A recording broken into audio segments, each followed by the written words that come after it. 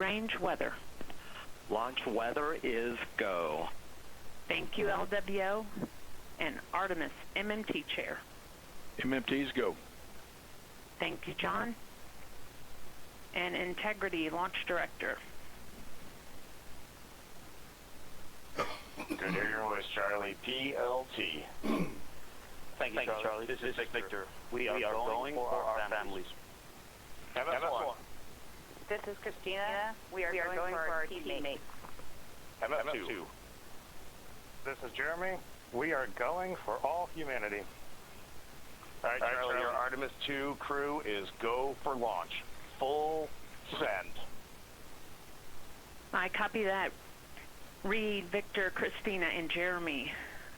On this historic mission, you take with you the heart of this Artemis team, the daring spirit of the American people and our partners across the globe, and the hopes and dreams of a new generation. Good luck. Godspeed, Artemis II. Let's go.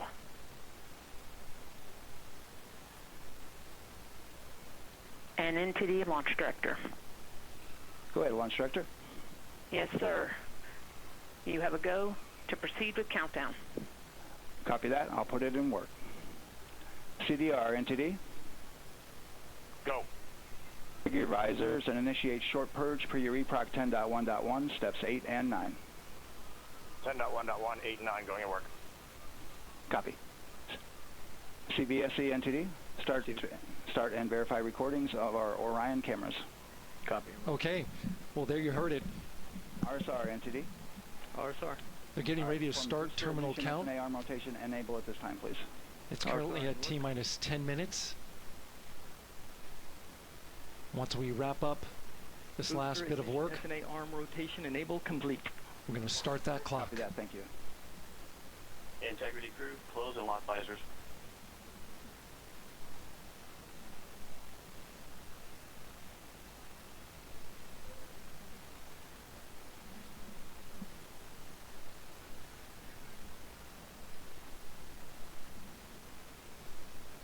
You heard an issue, worked in real time with telemetry lock on the Orion. It was transitory, it was very short. They checked the data, confirmed that they had a good lock. This was with the S-band transmitter on the Orion. Worked through that issue, looked at the data, and cleared it. All with the world watching. Impressive work by the launch team. So we have a 2-hour window which starts in just a few minutes at 6:24 p.m. Eastern Time and goes until 8:24 p.m. Eastern Time. And ECL NTD will be waiting for your verification on the short purge. ECL copies.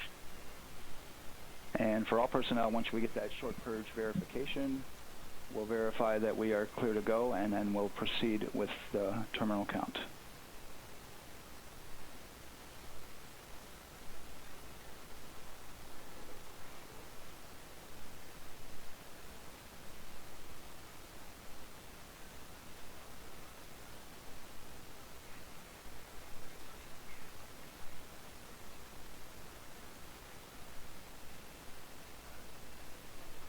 ECL time estimate?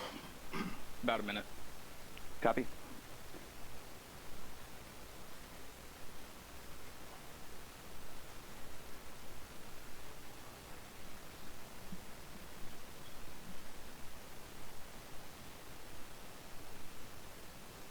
So we're going into the launch window, but not by much, it looks like. Just wrapping up some final work. And once that's completed, you'll hear NASA Test Director Jeff Spaulding ask for the ground launch sequencer operator to go ahead and start the clock. The ground launch sequencer is an application software. It runs on top of the launch control system in the firing room. Acts like a conductor of an orchestra, executing hundreds of commands in precise order and timing. It's all autonomous. Entity CCL 212, short purge initiation is verified. All right, copy that, and we're verifying our constraints.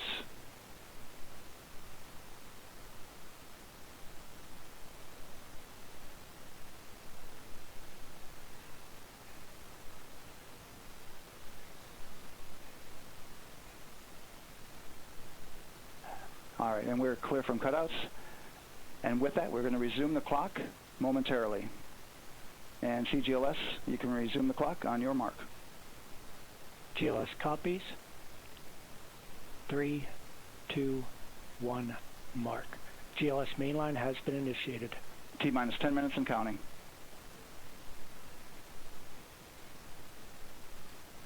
And that begins terminal count. Our new T0 is 6:35 p.m. Eastern Time. 6:35 p.m. Eastern Time. We are now counting down to liftoff of Artemis II.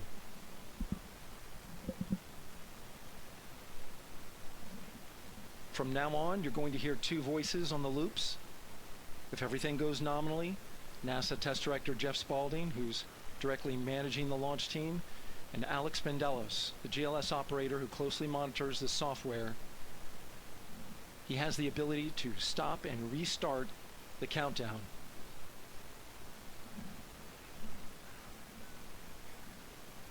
A lot of people ask about whether there's a launch button. There certainly is not. Flight and Rock, our new T0 is 22:35:12. Houston flight copies. Rock copies. 22:35:12. Affirm. There you heard confirmation of the exact T0, 6:35 and 12 seconds p.m. Eastern Time. Again, our T0 is 6:35 and 12 seconds p.m. Eastern Time. But as I was saying, there's no launch button. This is autonomous.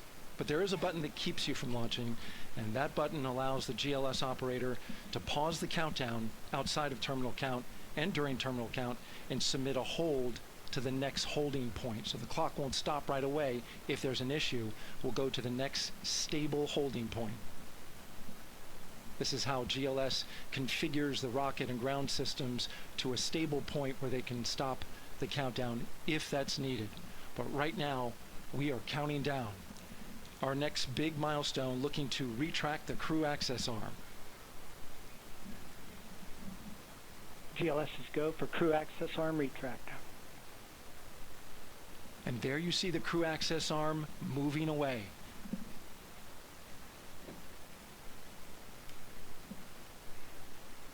That's the path that the astronauts took to ingress into the rocket.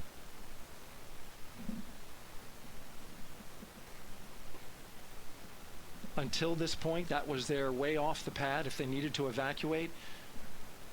But now with that arm retracting, the backup transitions to a launch abort system. And they'll begin arming that shortly.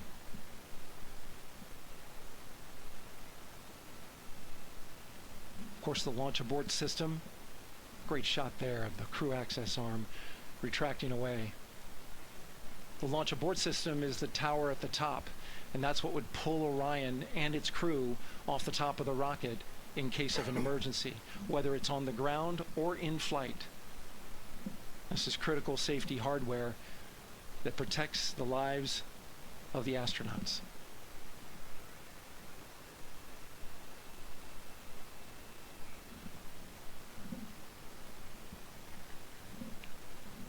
Starting at T-minus 6 minutes, the GLS will start bringing that and other high energy systems online, starting with core stage pressurization.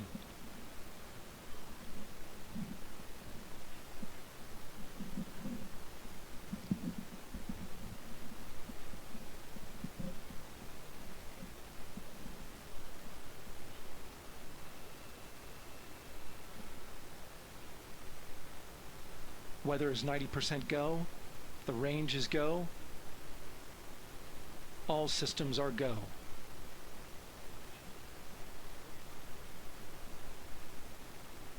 GLS is go for core stage tank pressurization. That means the replenish valve for the liquid hydrogen tank has now closed, and that tank is beginning to pressurize to flight levels because that hydrogen is naturally boiling inside the tank. We'll get the liquid oxygen tank a little later in the count. Now the team is waiting for verification that, if needed, the Artemis II crew could use the launch abort system to pull Orion safely off the top of the rocket in an emergency. Let's listen in for that call. GLS verifies last capability available. And CDR, do you copy? CDR copies, last available. That's great news, and you heard the NTD verify that with the commander of the mission. GLS is go for FTS arm. Now work is being done to arm the flight termination system. This is so the range safety can send a flight termination command exciting if the rocket flies too far off track. I was born just days after the last There's a brief moon built-in mission delay, in the 70s. so the launch abort system has time to pull the astronauts to safety. I'm enjoying watching this. I'm glad I got a chance to watch the some high flow bleed check. real life moon missions. And so the cryo team gets verification that the RS-25 engines, all 4 of them, are in the proper temperature range for launch.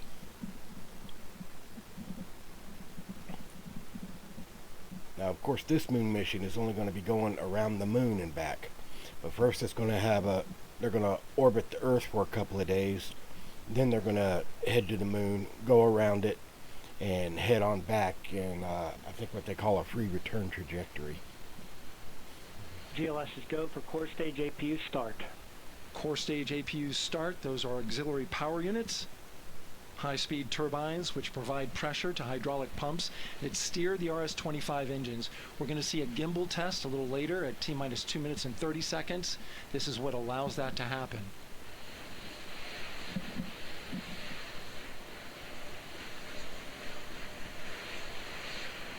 Coming up in about 20 seconds, we're listening for go for purge sequence 4. That's a helium purge of the 4 core stage engines downstream of the propellant valve. This gets all the air and moisture out of there.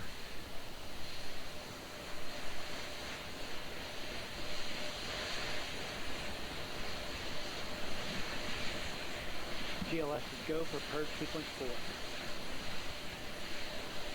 Moving through the milestones. All is looking good.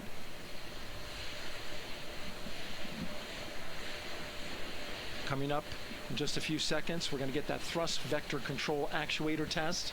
This is a gimbaling of the engines.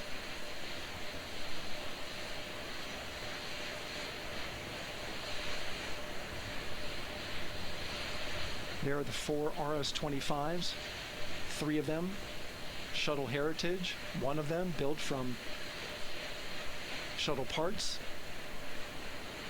And there you see them moving.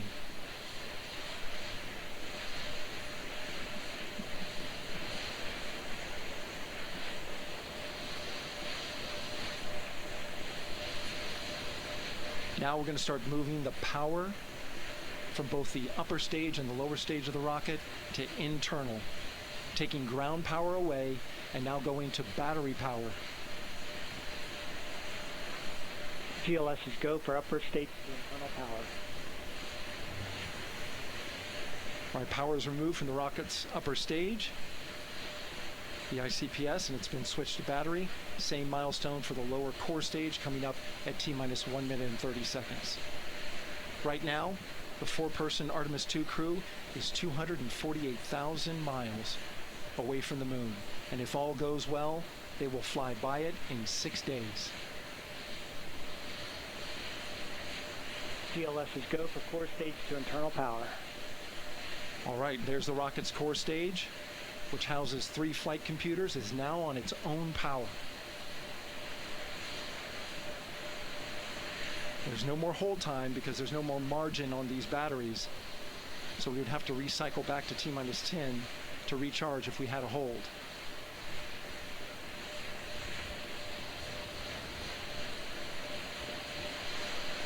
1 minute. Right now, the rocket does not know what the T0 is, but coming up at T-minus 33 seconds, control shifts from the ground launch sequencer to the rocket's onboard autonomous launch sequencer, or ALS. The rocket will count itself down, but honor any holds that could come from the ground. Now, shortly after liftoff, Houston will take control of the rocket, and my colleague Gary Jordan will take over commentary.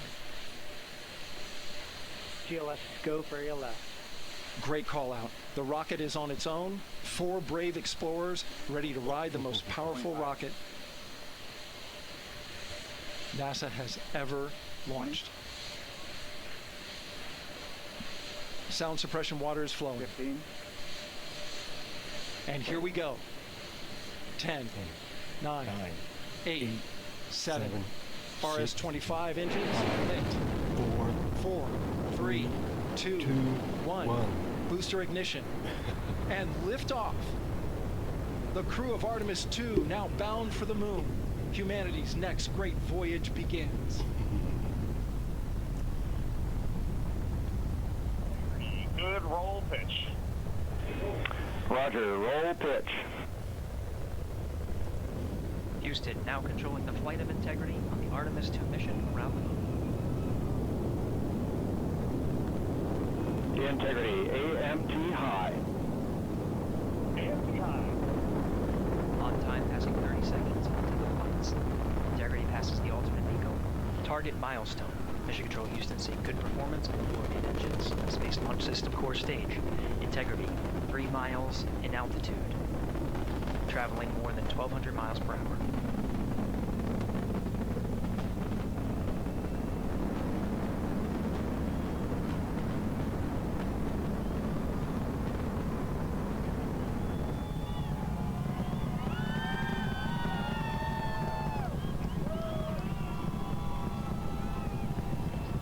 Oh, I wish I was there. Passing 1 minute. Approaching max Q. On, Ponce de Leon.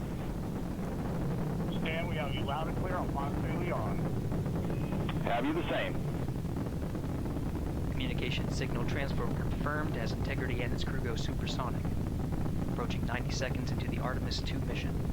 Integrity is 14 miles in altitude, 8 miles downrange, traveling more than 2,600 miles per hour.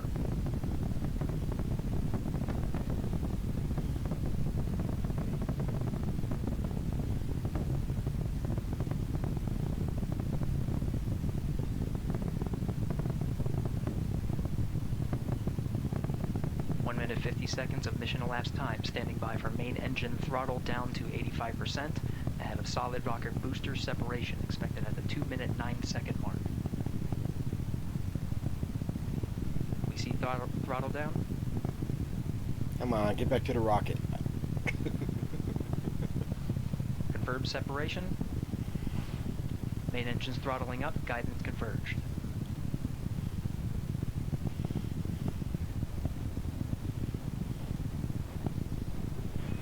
Integrity, guidance converged, performance nominal, upper stage RCS ready. Copy all, Stan. Integrity, SM priming complete. SM priming complete. 2 minutes 45 seconds of mission elapsed time into the Artemis II mission. Thrusters on Integrity and upper stage confirmed in a ready state, ahead of service module fairing separation.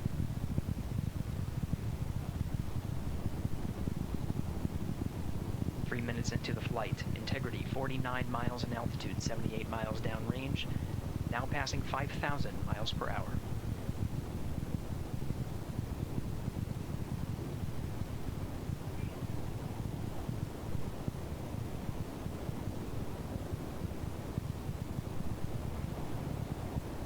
Standing by for launch abort system jettison. Houston Integrity, good last jettison, great view. Copy jettison, Team Eco 8+02. We see the same on board, Stan. And Houston has you loud and clear on Tigris at the Carmen line. Outstanding, Stan, we have you the same. 3 minutes 50 seconds into the flight of Artemis II, Wiseman, Glover, Cook, and Hansen crossed the boundary to space with good comm checks. GPS signals acquired after last jettison now working on internal checks to verify accuracy. Flight Dynamics Officer analyzed the time of main engine cutoff, confirmed at 8 minutes 2 seconds, time of MECO.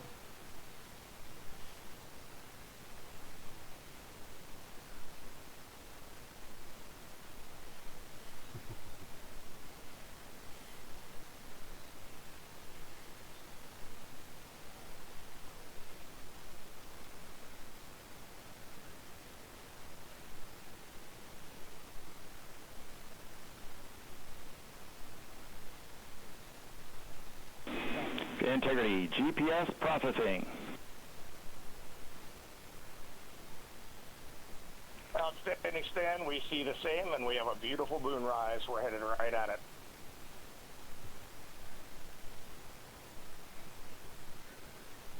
Approaching 5 minutes into the flight, Commander Reed Wiseman confirms he has visuals of his destination. GPS guidance, navigation, and control software finishes internal checks and sends to navigation channels. Integrity, 3 engine press. 3 engine press. On time, now passing 5 minutes 20 seconds of mission elapsed time into the Artemis II mission. At this point, 3 good main engines are all that's needed to carry Integrity to a nominal main engine cutoff target. Though at this time, we're seeing 4 good engines here in Mission Control Houston. Integrity, 75 miles in altitude, 330 miles downrange, approaching 10,000 miles per hour.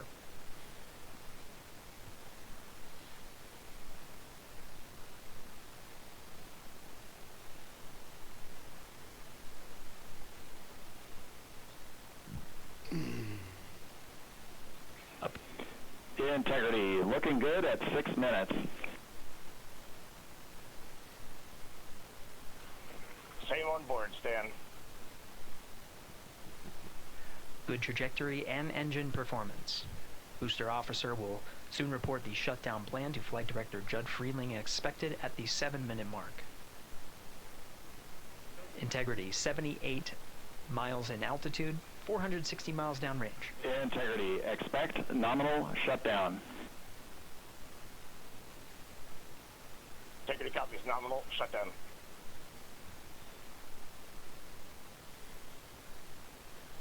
Six minutes 40 seconds of mission elapsed time. Shutdown plan is as expected. Again, the time of MECO was confirmed at 8 minutes 2 seconds into the flight.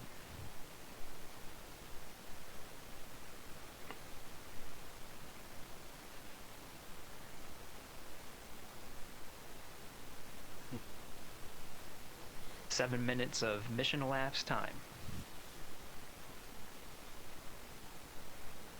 Throttling down as we approach the abort once around option. Milestone at the 7-minute 30-second mark. Now 84 miles in altitude, 650 miles downrange, traveling more than 15,000 miles per hour. Hey, bonehead flat earthers. Integrity, Can you see the curvature open. of the planet? I can, and it is not fish-eyed. The window is now open for an abort once around option that would target splashdown in the Pacific Ocean. Still following nominal ascent at this time.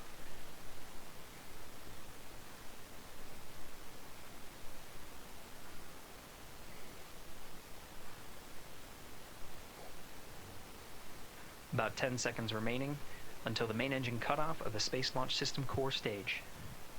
Standing by for confirmation of MECO and core stage separation.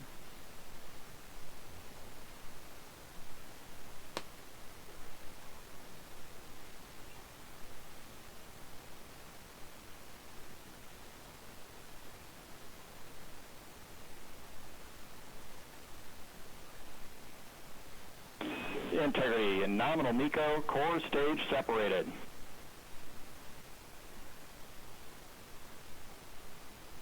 We see the same on board, Stan.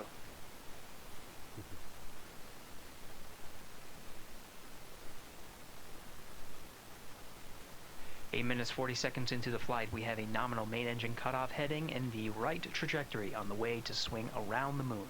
Core stage has separated, done its job. The Space Launch System upper stage, the Inner Rim Cryogenic Propulsion Stage, or ICPS, still attached to the Orion spacecraft.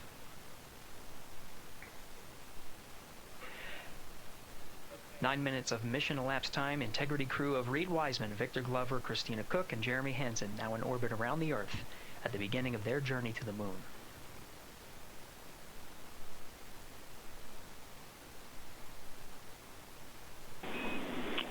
Integrity Houston, looking ahead to PRM numbers so far per the pad.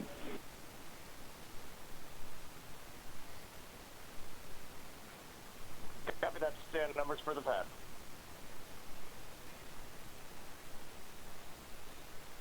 Capcom Stan Loves now reminding the crew that the perigee raise maneuver time of ignition is as expected prior to booster ignition. That time being 49 minutes, 50 seconds of mission elapsed time.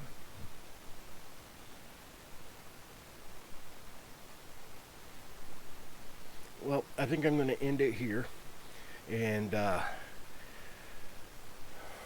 hope you enjoyed watching the launch as much as I did. So I will see y'all next time.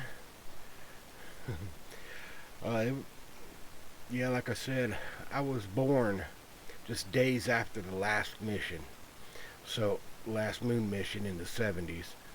So, this was pretty exciting for me to be able to... So, I will see y'all later.